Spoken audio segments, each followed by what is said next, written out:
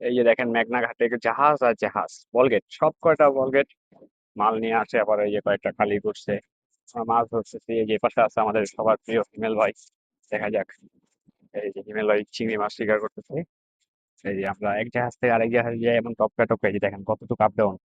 এখন এখানে নামতে হবে, তারপরে যাইতে হবে হিমেল ভাইয়ের কাছে। ওয়েট, নাইমা নিয়ে আগে। এই যে আমাদের সবার প্রিয় হিমেল ভাই। এই যে হিমেল ভাই মাছ, কি অবস্থা ভাই?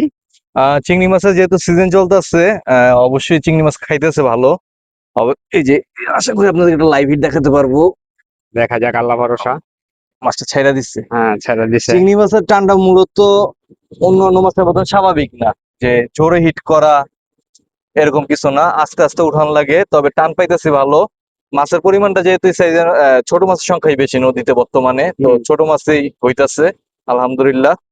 অবশ্যই আমাদের এই ধরনের ভিডিও যদি আপনারা পাইতে চান, ফলো দেওয়ার পাশে থাকতে হইব। আর কোন জায়গায় খেলতেছি, কোন জায়গায় যাচ্ছি, সামনে যেহেতু বড় মাছের সিজন আইতেছে, অবশ্যই ডে বাই ডে আপডেট পেয়ে যাবেন।